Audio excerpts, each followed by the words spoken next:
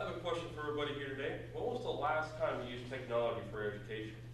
If I had to take a guess, it was probably for the PowerPoint for this class, at least hopefully. If not, maybe you used it for some Pearson learning.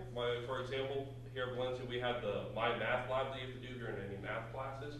Or maybe if you don't have math, you're using some kind of C-engaged learning program. For example, MindTap. That's usually for your online textbooks and things like that. The reason why I'm asking you this is because all three of these things are here at Valencia. Hello, my name is Bob Chapman, and today we're talking about the effects of technology in education. So we're going to talk about two tech eras. First era is the pre-computer era, and then we'll be talking about the computer era later. So the pre-computer era has 3 key years. First year being 1976. This is the dark era of education. This is before any kind of real technology is going around. Then 1981, about a year after computers hit, so computer labs started popping up. And then 1984, when computer labs become a bit more common. Starting off in 1976 here, the average GPA was 3.04. This was across high schools, universities, and colleges.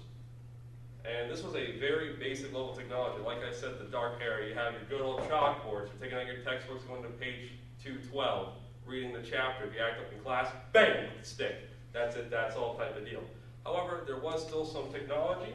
And as we see here, this bad boy right here is called the Sinclair Executive. This guy was the big daddy of the pocket calculator around this time. For a nice $425, this could do any basic math you wanted. Moving on a little bit to 1981, the average GPA was about 3.0, and computer-aided instruction became accepted. Computers kind of started rolling out about after 1980s. However, this is still basic stuff. However, technology was improving, so we're kind of moving away from only 4-function calculators. Calculators starting to improve, trying to get computer labs. I gotta remember, internet was not here, so you were pretty much only based on floppy disk education programs. So you're starting to be able to do basic math, like 2 + 2 is 4, basic writing, and learning how to type.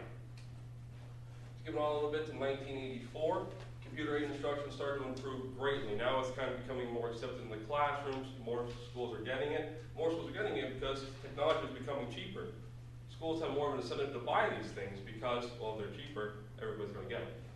And the average GPA was about the same, about 2.99. Now I'm going to show you a graph here of the GPA trends across universities and colleges.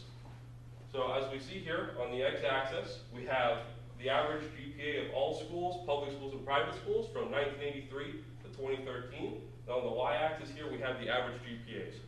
So as we see here across the board, from 1988 onwards, GPA started to increase substantially. Private schools peaked about 3.2 GPA, while public schools kind of peaked about 3.05 GPA. However, as we saw earlier, the trends increased skyrocket towards to 2013 because this was an increase in technology. Technology was becoming better, more affordable, and cheaper. So that wraps up the pre-computer era. Now we're going to be moving on to the computer era of technology. So the computer era of technology has 3 key years.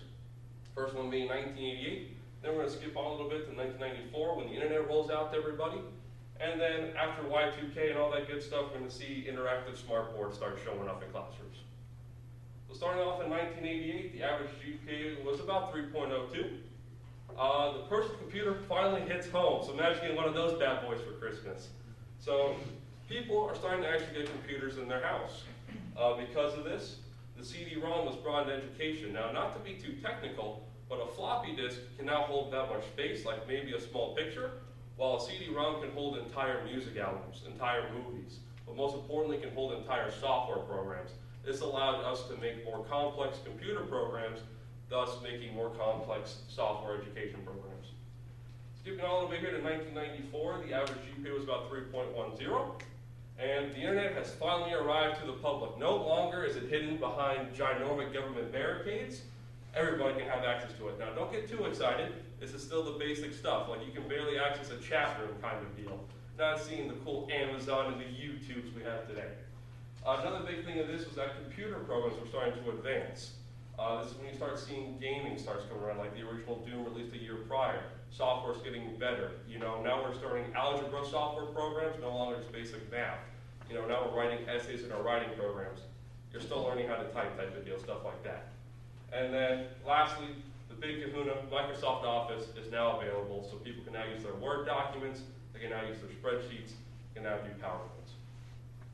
Skipping past Y2K and all that good jazz, we're going to 2002, and the average GPA was 3.31, so it has now skyrocketed from previously.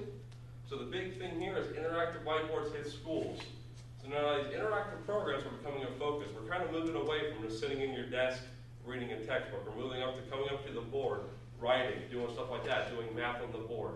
This is still pretty basic from probably what you guys had in high school and other classes, but this is kind of where it starts. So now I want to give you an expert's opinion here. This is Dr. Donald Nizek. He is the CEO of the International Society for Technology and Education. He's got an expertise in learning, teaching, and education leadership, and to bring schools into the digital age.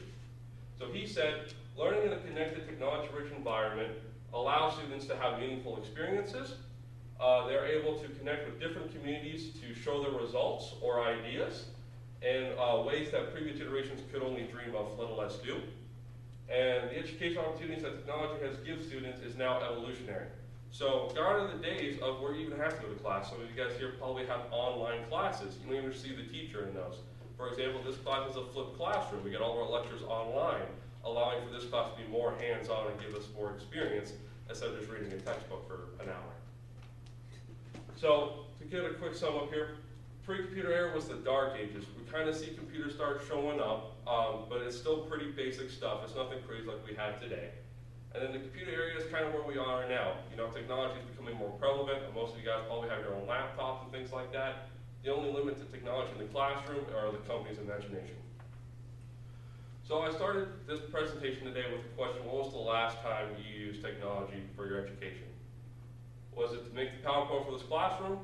Was it some educational software? Or hell, maybe you didn't even use it for education, use it for some social media, Facebook, YouTube type deal. Either way, I can guarantee you technology has impacted your education in some way, shape, or form. Count to 3.